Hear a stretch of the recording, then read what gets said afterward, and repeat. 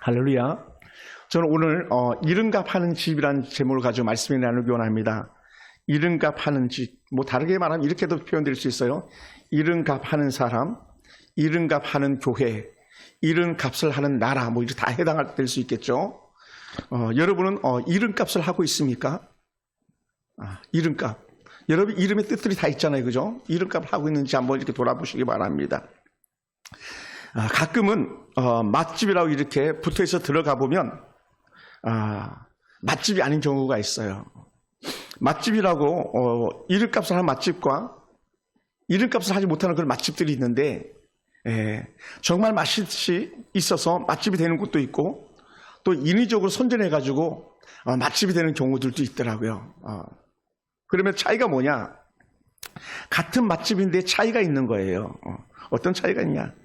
인위적으로 소문을 낸 곳은요, 가보면 실망할 수밖에 없습니다. 인위적으로 소문내서 맛집이 된 집은 그렇지 않더라는 거죠. 그 사람들은 뭐에만 밝으냐? 상술에만 밝은 그런 집이 될 수도 있어요. 반면에 고집스럽게 진짜 맛으로 승부하는 맛집인 것을 가면요, 그곳에는 또다시 가고 싶어서 고객이 입소문을 내는 그런 집인 거예요. 고객들이. 그 맛집의 진검승부가 결국 뭘로 결정되냐? 사실 맛으로 결정되는 것이죠. 오늘 예루살렘 성으로 통하는 양문 곁에 한 작은 연못이 있습니다. 그 크기가 우리 교회만 될까 모르겠어요. 우리 교회 본당 정도도 이 정도 채 되지 않는 것 같아요. 제가 볼 때. 제 모양은 이쁘지 않습니다만 이렇게 내려가는 구덩이에 물 좀 고여 있는 그런 데인데, 그런 그 작은 연못이 양문 곁에 있어요. 예루살렘 성에는 성으로 들어가는 문이 각기 다양하게 있습니다. 한 8개 정도의 문이 있어요. 우리가 아주 익숙한 문들이 있잖아요, 그죠? 오늘 본문에 나오는 양문이라든지 또 미문, 아름다운 문, 사도행전에 등장한 그런 문들도 있죠. 또 다양한 문들이 있습니다. 오물을 내가는 그런 분뇨를 내가는 그런 문들도 있고요. 그래서 분문이라고 하기도 하고요. 다양한 기능들이 있는데 오늘 예수님은 양문으로 들어가셔서 한 베데스다 연못가를 지나가는 그런 중입니다. 그래서 예루살렘 성전으로 올라갈 때에 양의 문으로 들어오는 경우 대부분 베데스다 연못을 지나갈 수밖에 없습니다. 왜냐하면 그 연못 주변에는 예루살렘 성전의 제단에 제물로 드리기 위해서 양들을 사거나 아니면 거기 와서 양들을 몰고 들어가는 문을 통과하기 때문에 이 베데스다 그 연못가에 지나가게 되어 있습니다. 그래서 이 베데스다 연못가는요, 장터가 형성되는 거예요. 장사하는 무리들이 이렇게 놓여 있습니다. 제가 가서 보니까 또 그렇더라고요. 실제로 가서 봐도. 그러다 보니까 어떻게 돼요? 여러분, 우리 동네가 어찌 보면은 생기가 돌잖아요. 생기가. 장터이기 때문에 장터. 그래도 서울시에서는 나름대로 이름이 있더라고요. 남문시장이 현대화되어 있고, 그래서 생기가 있어. 사람들이 많이 지나다녀. 반면에 생기가 있는 사람들이 있는 그런 장터와 달리 베데스다 연못 주변 사람들은요, 생기는 고사하고요, 죽지 못해서 사는 사람들이 있는 곳이에요. 죽지 못해서 사는 사람들. 누가 모르고 뺨이라도 치면 엉 울어줄 수 있는, 울 수밖에 없는 그런 사람들이 있는 데가 이 베데스다 연못이죠. 그런데 이 예수님이 찾아가시고 잠시 들렀던 그 베데스다 연못은요, 우리가 익히 알 수 있겠습니다만 신비한 능력을 가진 그런 연못이에요. 신비한 연못, 놀라운 마술적인 그런 기능이 있는 것처럼 여기지는 그런 연못입니다. 그 기능이 뭐냐? 가끔인데, 불규칙적이고 언제인지도 모르는데 가끔 천사가 내려오는데, 천사가 내려와서 물을 움직이면 그 순간에 제일 빨리 들어간 사람이 몸이 낫는 거예요. 조건은요, 없어요. 어떤 병이든지 낫는, 어떤 병이든지. 그러다 보니까 베데스다 연못에는요, 그 주변으로 온갖 질병을 가진 사람들이 들끓는 곳이 된 거예요. 그래서 오늘 성경 본문에도 이렇게 말합니다. 시각 장애자들, 또 다리를 저는 사람들, 혈기 말아서 몸이 비틀어지는 어떤 사람들, 중풍병자들 뭐 다양하게 그 각종 병든 자들이 다 모이는 곳이 이 베데스다 연못이라고 말합니다. 그래 누군가가 배려라도 하듯이 이 베데스다 연못 주변에 행각, 우리말로 하면 정자인데 우리하고 좀 개념이 다른 정자예요. 길게 늘어서는 그런 정자인데 그런 행각이라고 하는 정자 갖다가 5개나 세워놓은 그런 곳입니다.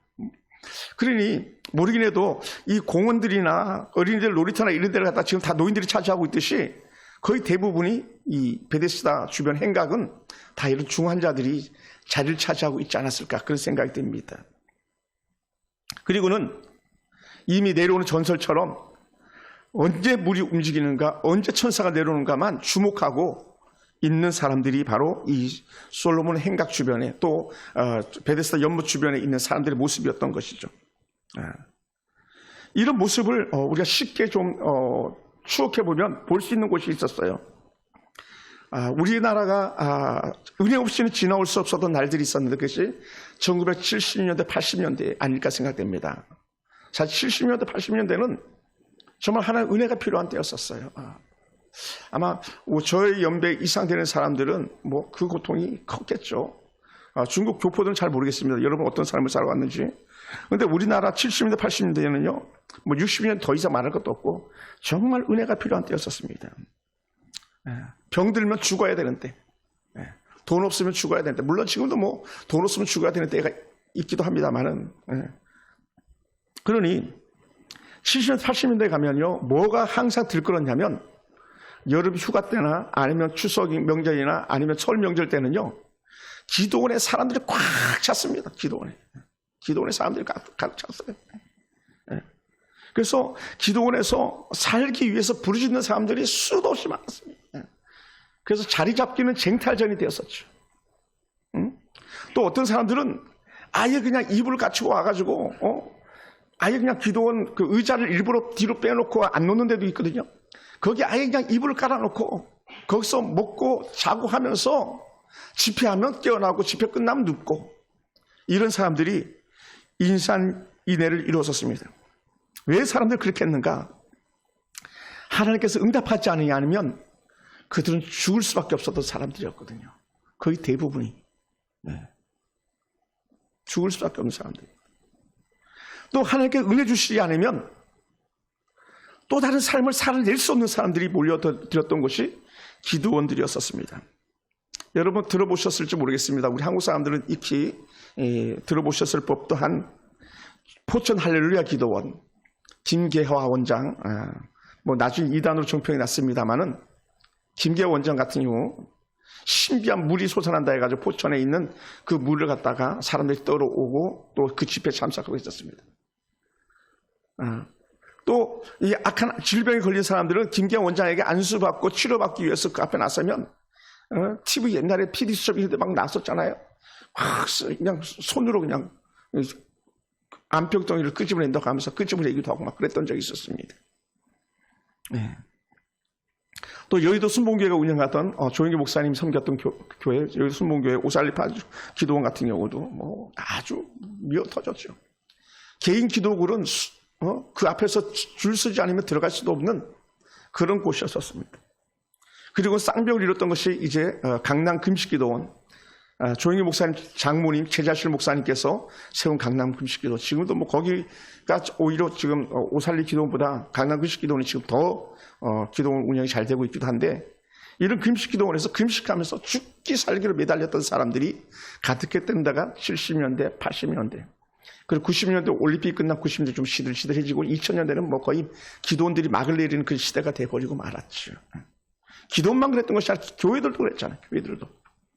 교회들도 부흥회하면 저녁 7시 시작하면 밤 11시에 12시에 끝나도 사람들이 한 사람도 이동하지 않고 그대로 있고, 자기 자리 차지하려고 성정책 먼저 놓고 화장실 가도 성정책 놓고 가고 한 사람이 자리 지켜주고 가고 이랬던 시대가 1970년대 80년대 뭐 길게는 한 90년대까지는 그랬었습니다. 정말 은혜 없이는 살 수 없는 그런 때였었죠.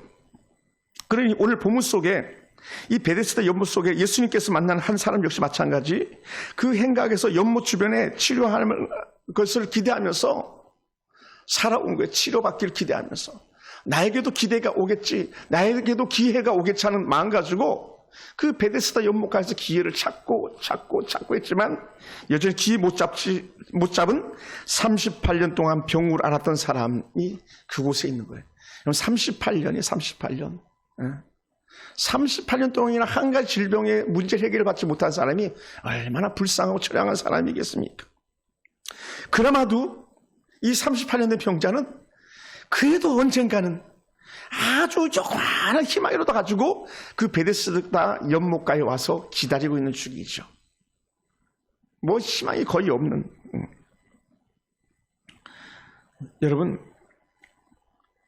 이런 사람이 어떤 사람이었겠는가 생각해 보면 제가 2주에 걸쳐서 잠깐 언급했던 욥 같은 사람, 깨어진 그릇으로 자기 목을 벅벅 끓는 그 욥 같은 사람, 사실 소망이 없잖아요. 끝났잖아요. 그런 사람이 찾아가는 곳이 베데스다 연못가 아닐까 생각됩니다. 근데 찾아가 봤지만 잘 되면 얼마나 좋겠습니까? 근데 그 연못에서 치료받는 것은 결코 쉬운 일이 아니었다는 겁니다.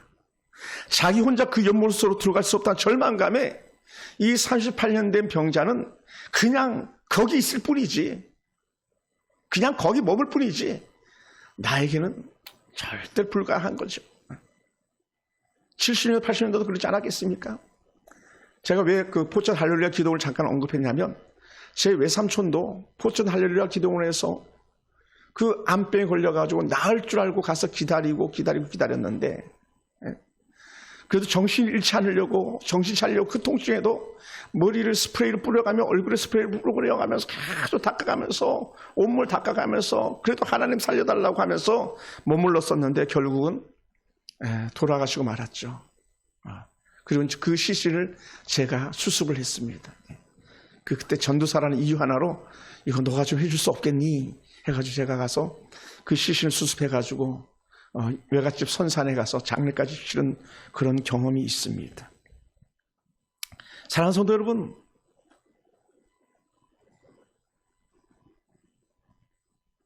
무슨 소망이 있겠습니까? 38년이 알았는데 3년 8개월도 아니고 38년. 자신의 힘으로 아무 일도 할 수 없는 사람이 무슨 소망이 있겠습니까? 이역만의 타국에 와가지고 몸부림치면서 살려고 하는 성도들이 조금도 도움이 되지 않을 때 무슨 소망이 있겠습니까? 참 가슴 아픈 일이죠. 그런데요, 여러분 기억하세요. 그게 끝이 아니라는 거예요. 끝이 아니에요. 내가 볼 때는 요만큼도 소망이 없는, 누가 봐도 끝난 그런 인생인데 이 사람이 베데스다 연못, 자비의 집이라고 하는 그 베데스다 연못에 있는 것, 그래도 살겠다 버틴 것 그 자체가 그에게 은혜가 되는 거예요. 할렐루야. 왜 그랬습니까? 예수님께서 그 연못으로 찾아오셨기 때문에 그렇습니다. 예수님께서 그 베데스다 연못으로 찾아오셨기 때문에 끝난 인생도 끝난 게 아닌 거예요. 그냥 말로만 끝나기 전까지 끝난 게 아니라, 이 말 하는 게 아니라 정말로 38년 된 이 연약한 이는요, 끝난 인생이 아니었었어요. 혹시 영상으로 예배드리는 우리 집사님들 끝난 게 아니에요. 포기하지 마세요. 끝난 게 아니에요. 남편이 감옥에 있거나 아들, 딸들이 삶이 힘들거나 끝난 게 아니에요. 왜? 그곳에 예수님께서 찾아가시는 것처럼 오늘 우리에게 예수님께 찾아오시면 끝난 게 아닌 거예요. 여러분, 끝났으면요, 저는 수백 번 끝났습니다. 수천 번 끝났습니다. 또 오늘 끝날지도 모릅니다. 그런데 중요한 게 뭐냐면 예수님께서 베데스다 연못에 찾아오셨던 것처럼 저를 찾아오셨고 또 오실 것이고 또 여러분을 찾아가실 것이기 때문에 그렇습니다. 할렐루야. 이 연약한 이에게 예수님께서 다짜고짜 하시는 말씀은 뭡니까? 내가 낫고자 하느냐? 간단해. 내가 낫고자 하니. 38년 된 병자가 낫기 원하는 거죠. 40 된 처녀들이 그러면 당연히 시집 가고 싶은 거죠. 장가 가고 싶고. 물으면 두말하면 잔소리인 거죠. 그런데도 예수님께서는 그냥 내가 낫고자 하느냐. 그냥 이렇게 뜬금없는 말씀을 합니다. 그때 이 사람이 하는 말이 뭡니까? 정말 우리들의 마음 같지 않을까 생각됩니다. 제 마음 같은 것 같아요. 7절이에요. 우리 한번 읽어볼까요? 7절. 같이 한번 읽어보시죠. 병자가 시작. 병자가 대답하되 주여 물이 움직일 때에 나를 못에 넣어주는 사람이 없어 내가 가는 동안에 다른 사람이 먼저 내려가나이다. 내가 내려가는 동안에 다른 사람이 먼저 내려가나이다. 우리말로 하면 이렇게 제가 다시 한번 이 말을 바꿔봤어요. 사실은요, 나는 정말 잘하고 싶거든요. 나는 정말 잘 회복되고 싶거든요.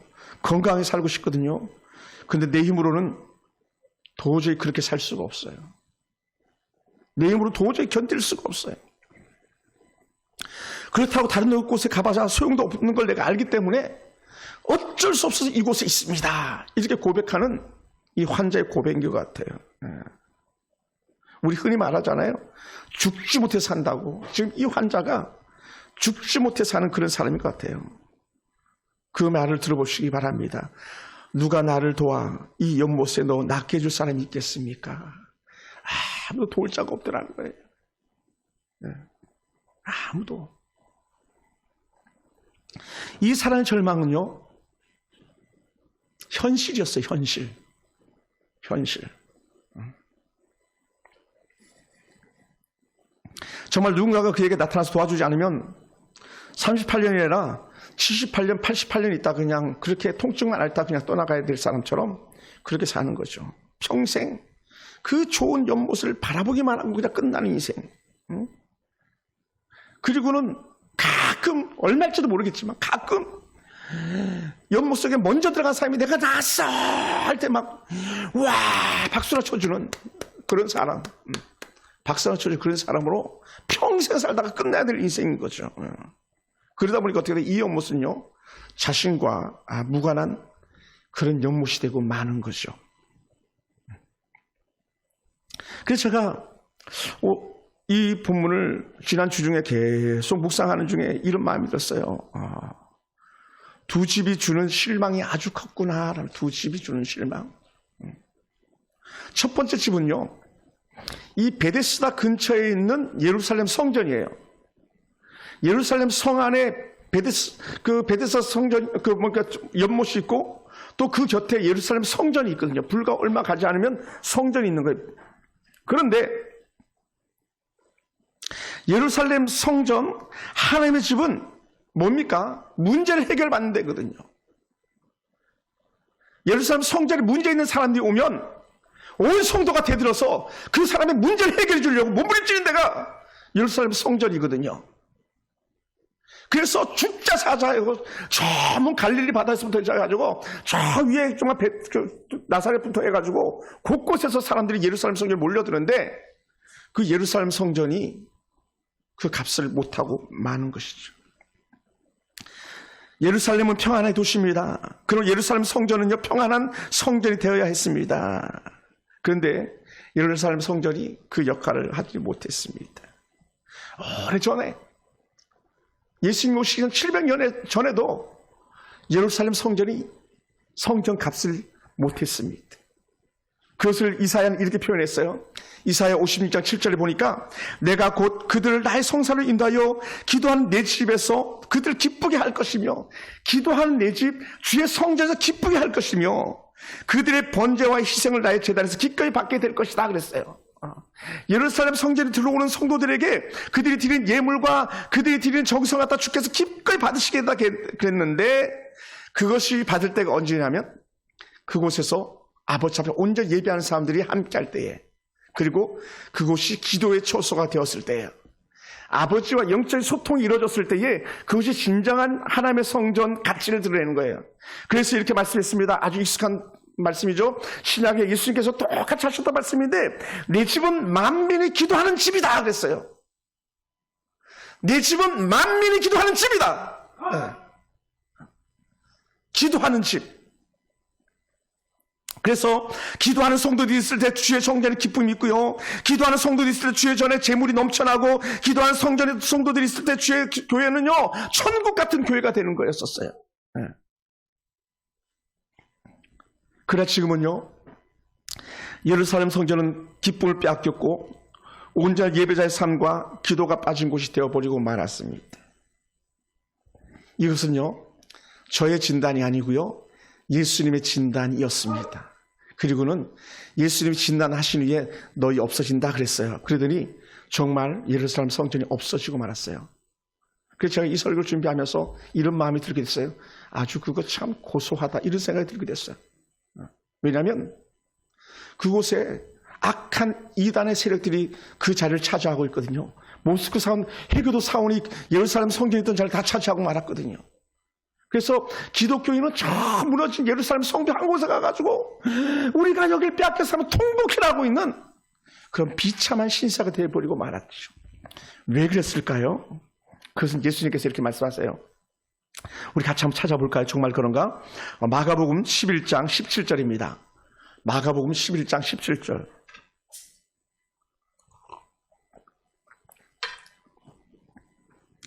마가복음 11장 17절. 이에 가르쳐, 시작. 이에 가르쳐 이르시되 기록된 바 내 집은 만민의 기도한 집이라 칭함을 받으리라 하지 아니하였느냐. 너희는 강도의 구절을 만들었도다 하시매.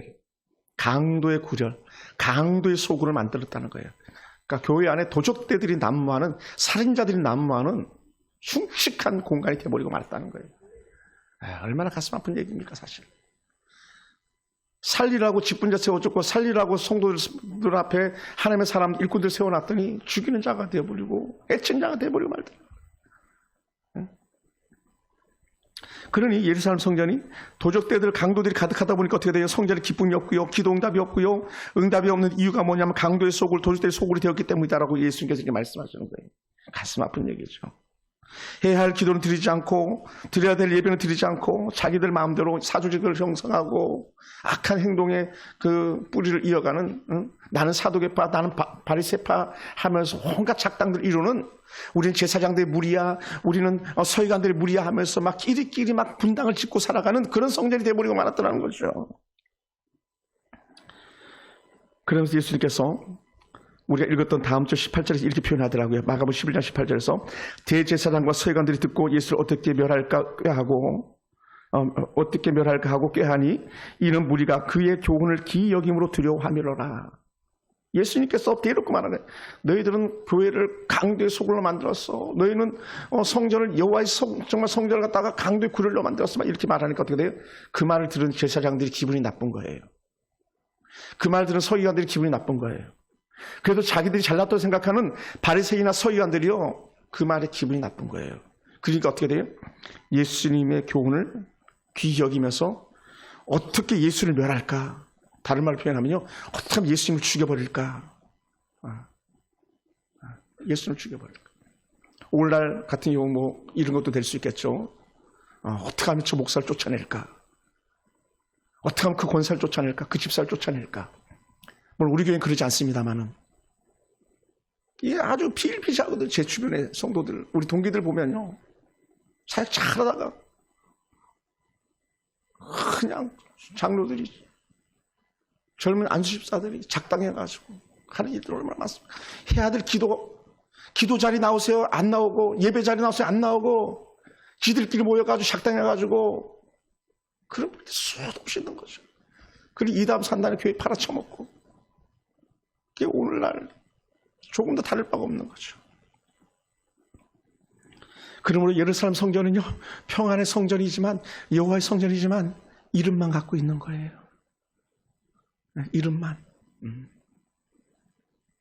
제 역할을 하지 못한 거죠. 그리고 두 번째 집은요, 저는 이렇게 봤어요. 두 번째 집은, 첫 번째 집은 예루살렘 성전이었고요. 두 번째 집은요, 베데스다 연못이었어요. 베데스다란 이 연못 자체가요, 앞에 벳 붙어가지고 그것은 뭐냐면 집이란 뜻을 가지고 있어요. 집. 베들레헴의 그 베트도 떡집이라는 이름을 가지고 있다 그랬잖아요. 그죠? 이 베데스다 이렇게 발음해가지고 자비의 집, 은혜의 집 뭐 이렇게 해석해 볼 수 있죠. 사랑의 집 뭐 이렇게 해석해 볼 수 있는 거예요. 근데 정작 자비의 집이라 불렸기 때문에 그곳에는 뭐가 있어야 돼요? 자비가 실현돼야 되는 곳이에요. 자비. 사랑이 실천되어져야 되는 거예요. 목회자를 통해서도 사랑이 실천되어야 되고, 그 베데스다 연못가에서는요, 권사님 집사님들을 통해서도 자비가 실천되어야 되고, 이름 없는 성도들 속에서도 그들은 자비가 실천되어야 되는 그런 곳이었었어요.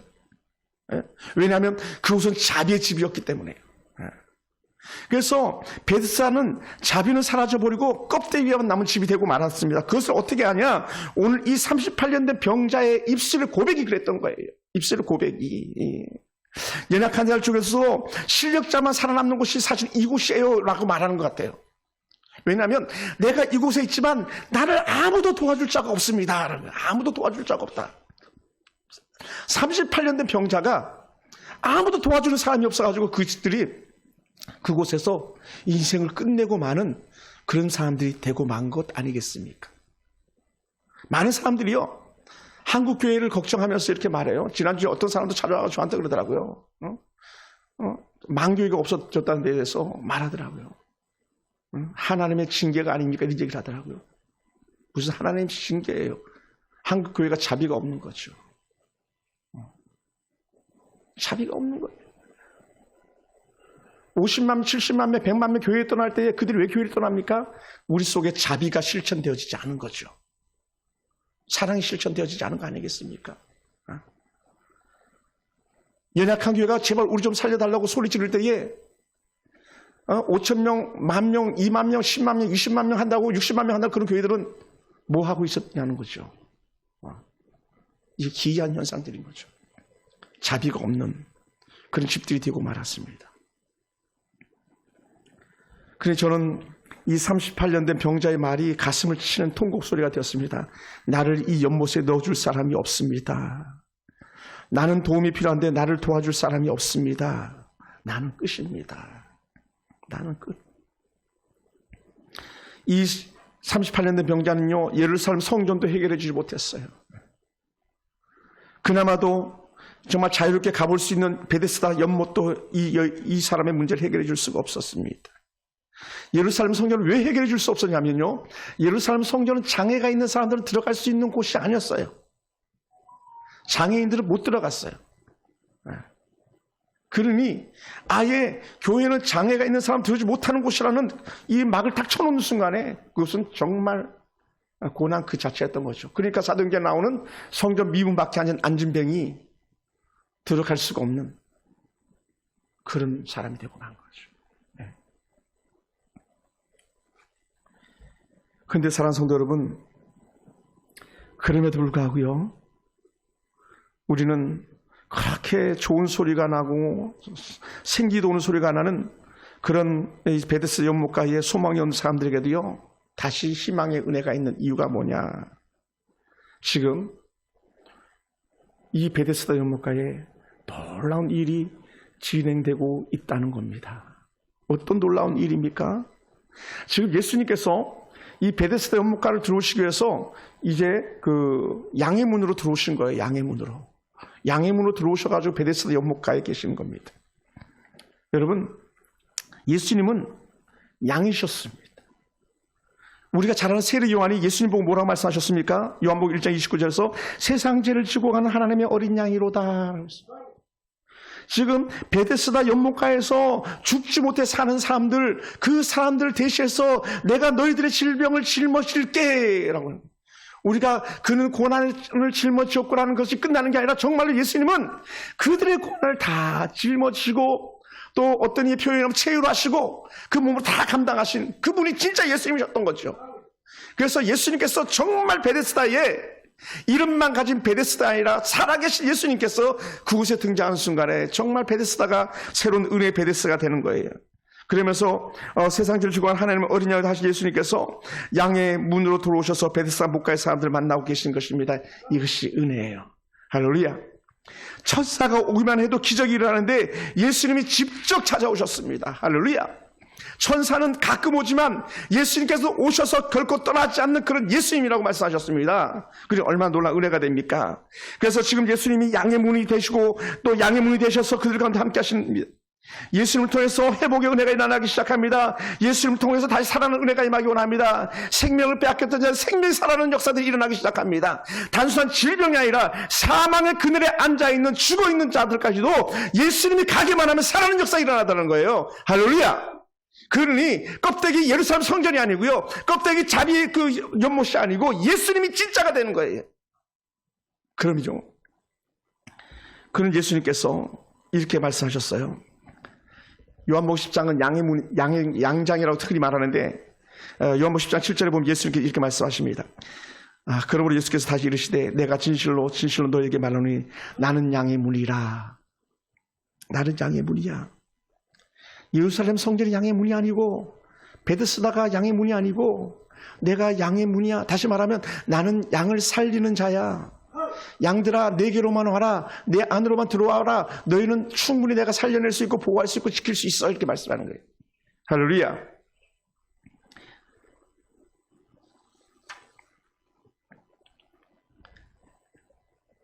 값을 못하던 예루살렘 성전, 값을 못하던 자비의 집 베데스다, 그곳에 예수님께서 오셔가지고 한마디만 하셨더니 정말 자비가 드러나는 것 아닙니까? 38년 동안 소망이 없던 사람에게 한마디만 했더니 소망이 되었습니다. 뭐라고요?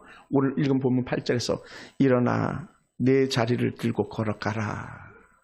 일어나 내 자리를 들고 걸어가라. 이 사람이 아무것도 할 수 없는 무기력하고 무능력한 사람이었었거든요. 누구도 도와줄 수 없는 사람이었거든요. 근데 그 사람을 예수님께서 도와주세요. 저는 지난 2주간 동안에 고통에 대해서 계속적으로 설교를 했었습니다. 사실은 고통에 비하면요, 이 사람 역시 욥보다 더한 고통의 사람 아니었겠습니까? 근데 예수님께서 그를 만져주신 거죠. 일어나 내 자리를 들고 걸어가라. 할렐루야. 예수님은 아무도 도울 자가 없다고 할 때에 직접 도와주시는 분이었습니다. 예수님이 기회가 오기를 기다리고 포기하지 않고 기다린 사람들에게 문제를 해결해 주시는 분이었습니다. 예수님은 예루살렘 성전이 제값을 못할 때에 예루살렘 성전을 헐어버리시고 진짜 예루살렘 성전을 되게 만드신 분이 우리 주님이셨습니다. 강도의 구렬이라고 기도하지 않는 성도들을 책망하셨던 예수님께서 직접 기도하게 하셨고 성령을 부으셔서 기도자가 되게 하신 분이 우리 주 예수님이십니다. 그래서 마태복음 21장 14절에도 보면요, 맹인이 저는 자들이 성전에서 예수께 나오며 고쳐주셨다라고 말합니다. 고쳐주신 예수님. 이 38년 된 병자 역시 회복되고 난 후에 진짜 예배자의 길을 가게 된 거죠.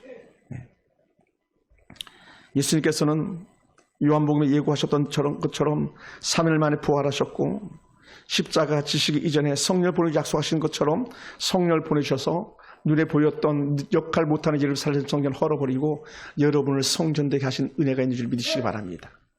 여러분이 성전이 되었어요. 할렐루야. 여러분이 성전이 됐어요. 여러분이 가치를 바라면 살아있는 성전이고요, 여러분이 무가치하면요, 여러분은 가치 없는 성전이 되고 마는 거예요. 여러분이 빛된 그리스도인의 모습으로 살아내고 그렇게 오늘 저와 여러분이 그렇게 하나님의 사랑을 나타낸다면 우리가 진짜 예수님이 거하는 성전인데, 그렇지 못하다면 우리는 껍데기가 되고 마는 것이죠.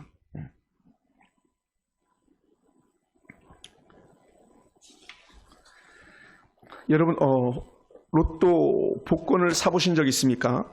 가끔 길을 가다 보면 로또 복권 파는 집들이 많이 있잖아요. 그죠? 복권을 사는 사람들이 잘 이해가 안 될 때도 있지만 또 이해가 될 때도 있어요. 어떨 때 이해가 됩니까? 절망이 찾아올 때 복권 사는 사람들의 마음이 이해가 되는 거예요. 왜? 그 복권 사람들 중에 꼭 당첨자가 나오잖아요. 근데 그것도 좀 이상하긴 해요. 꼭 왜 나오면 6명, 7명만 나오지? 60명, 70명이 나오면 안 됩니까? 1등은? 왜 1등은 꼭 5명에서 한 7명 정도죠? 뭐 조작이 있는 것 같기도 해요. 그런 면에서. 근데도 불구하고 어떻게 돼요? 어쨌든 복권을 산 사람들 중에 6명, 7명은 당첨자가 나오잖아요. 베데스다 연못은요, 나이가 안 된 것 뿐이지 누군가는 그곳에서 복권에 당첨되시지 60세, 70세 치료가 되잖아요.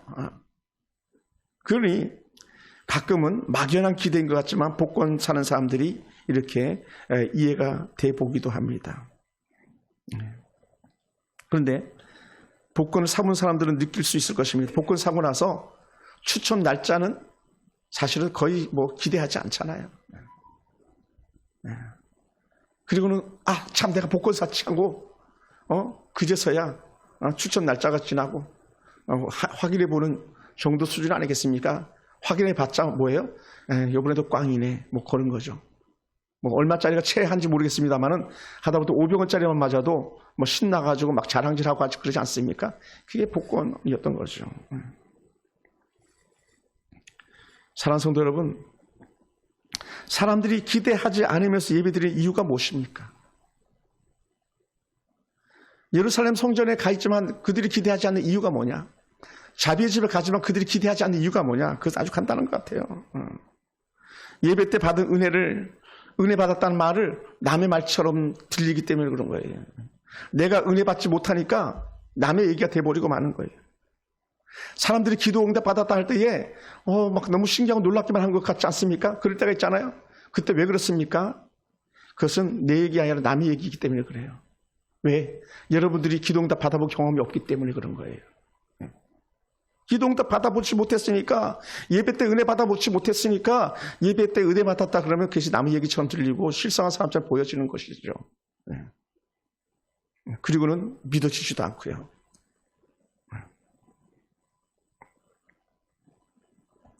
그러다 보니까 베데스다 연못가에서 회복된 사람에게 박수 쳐주듯이 응답 받았다 그러고 은혜 받았다 그러면 그냥 우리는 와 그래 야 좋겠다 여기서 끝나는 거죠.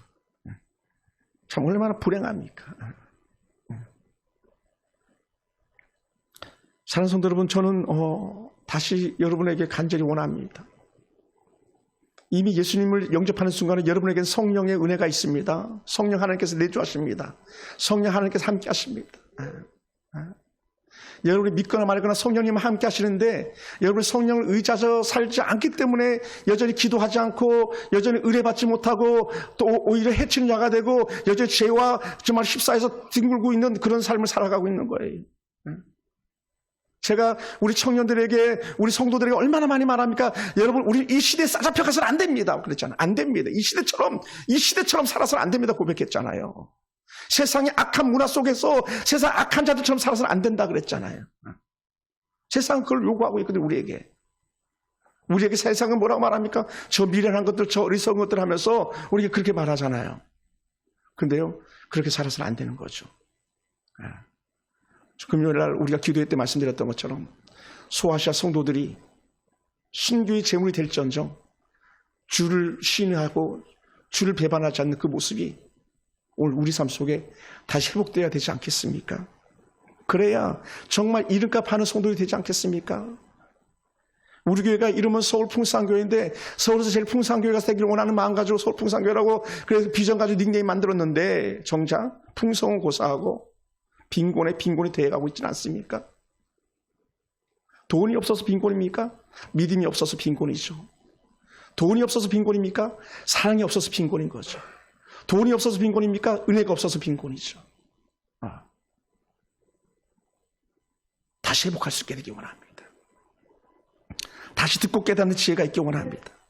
참으로 여러분의 그 고집스러운 세속적인 것들을 다 내려놓으실 수 있기를 제가 간청을 드립니다. 마귀적인 그런 고집들을 내려놓으시기 바랍니다. 악한 사단의 영에 끌려가는 그런 어리석은 고집들을 다 내려놓고 성령의 은혜 따라 성령이 이끌리는 그런 삶을 우리가 살아낼 수 있는 그런 성도들이 되기를 주님으로 축원합니다. 할렐루야. 여러분, 물이 움직일 때에 나를 못에 넣어줄 사람이었으라고 말하는 그 사람들, 그리고 내가 먼저 가서 내가 먼저 나을 거야 라고 하면서 먼저 내려가는 사람들이 있는 곳이 사실은 교회 아닌 거죠. 어떤 사람은 능력이 없고 어떤 사람 실력이 없고 어떤 사람은 능력 있고 실력이 있어서 먼저 살아날 것 같은 그런 사람들, 다양한 사람들이 있는 것이 교회입니다. 근데 저는 오늘 간절히 원합니다. 인생의 끝자락에 서 있는 사람들을 우리가 살려내고 건져내는 데 함께 은혜 나누기 원합니다. 특히 연약한 우리 중국 교포들이요, 잘 회복되길 주여 축원합니다. 또 연약한 우리 독산동에 가는 우리 사랑 성도들이요, 잘 회복되기 원합니다. 더 이상 추락할 수 없어서 이미 바닥까지 다다른 인생들이 머무는 것이 오늘 우리 교회 아닙니까? 이러한 사람들에게 저는 간절히 원합니다. 우리 주님이 다시 한번 마음도 어루만져 주시고 연약한 육체도 어루만져 주시고 죄로 물들은 그 악한 환부는 도려내시는 은혜가 있게 되기 원합니다. 아무도 도울 사람이 없어 낙심하는 이들에게 우리가 오늘 이곳에 있는 우리들만이라도 이해하고 받아들여줄 수 있는 그런 수용성의 능력들이 우리 가운데 있기 원합니다. 지금 여러분 주변을 돌아보시기 바랍니다. 지금 누가 38년 동안이나 포기하고 절망적인 삶을 사는 이가 있습니까? 나는 아직도 예수님을 알지 못하고 사는 이들이 있습니까? 그것은 우리만 나만이라는 그런 이기주의 열매가 아니라 당신 먼저 당신과 함께라는 그런 은혜의 말들이 우리 입에서 절로 나올 수 있게 되기 원합니다. 나만 천국 가면 돼, 나만 은혜 받으면 돼, 나만 괜찮으면 돼, 나만 즐거우면 돼, 이게 아니라 우리 같이 행복합시다. 같이 샬롬을 합시다. 이렇게 고백할 수 있는 성도가 되기 원합니다. 그래서 우리 교회 안에 연약한 이들에게 우리가 먼저 손을 내밀고 우리가 또 깨어진 관계들이 있다면 먼저 화해 손짓을 할 수 있는 그런 은혜도 우리 가운데 있게 되기 원합니다. 베데스다에서 해결을 받지 못하는 자들의 손길이 우리가 되어줬으면 좋겠습니다. 우리가 받은 성령의 은혜로 우리가 그들을 위해서 일어나 달려갈 수 있는 그런 은혜가 우리 가운데 있기 원합니다. 받은 은혜를 우리가 함께 나눠줄 수 있다면 그것이 얼마나 큰 행복이겠습니까? 예수님이 고친 사람은요, 예배자가 되었습니다. 예수님이 회복시킨 사람들은요, 단순한 회복만이 아니라 하나님 앞에서 예배자가 되게 한 겁니다. 우리가 손을 내밀면 그들이 예배자가 되는 것이죠. 사랑하는 성도 여러분, 어떻게 예배자로 가능할까요? 어떻게 회복자로 가능하겠습니까? 그것은 바로 오늘 우리가 그들의 기대를 채워주는 것이고 우리가 예수님의 세미한 음성을 듣고 예수님의 뜻을 나타내 보이는 그런 삶을 살아내는 거예요. 악한 탐심들, 악한 정욕적인 것들, 세상 사람들이 봐도 이건 아닌데 하는 그런 악한 행위들 다 끊어버리고, 그것은요, 이 성경에도 그런 교회들이 있었거든요. 고린도 교회가 그랬었거든요. 세상 사람도 하지 않는 짓들을 하고 있는 그런 교회가 고린도 교회였거든요. 그런 삶을 청산해내고 하는 은혜 가운데 한 걸음 더 내디딜 수 있는 그런 교회가 된다면 우리는 다시 회복된 베데스다가 될 것이고 회복된 예루살렘 성전이 될 것이에요. 우리 주님께서는요, 우리가 그렇게 회복되길 바라고 그렇게 살길 원하신 줄 믿으시기 바랍니다. 누구든지 예수를 믿기만 하면 인생의 회복이 일어납니다. 누구든지 예수를 믿기만 하면 우리 성령 하나님께서 함께 하셔서 다시 위로하시고 새롭게 하실 줄로 믿습니다. 여러분의 환경과 형편이 어떤 모습에 처하든지 우리 주님 바라본다면 주께서 여러분을 위로하게 될 거예요. 주께서 여러분, 저의 마음도 주께서 제 마음을 위로할 수 있게 되기 원하는 마음 간절합니다. 한국교회 주께서 위로할 수 있는 마음들이 한국교회 가운데 임하기 원합니다. 말씀을 마무리합니다. 사랑하는 성도 여러분, 우리 교회가 양의 문으로 들어오신 예수님께서 머물 만한 그런 곳이 되길 원합니다. 오늘 양의 문을 통해서 들어오신 예수님께서 진짜 여러분을 어루만지셔서 여러분의 심령과 육신이 회복되는 은혜가 있기 원합니다. 그리고는 한 단계 더 나아가서 여러분의 주변에 38년 된 병자들이 누가 있습니까? 그들에게 우리가 양의 문에 들어오신 예수님처럼 그들을 섬길 수 있는 은혜가 있게 되기를 주의 이름으로 축원합니다. 기도하겠습니다.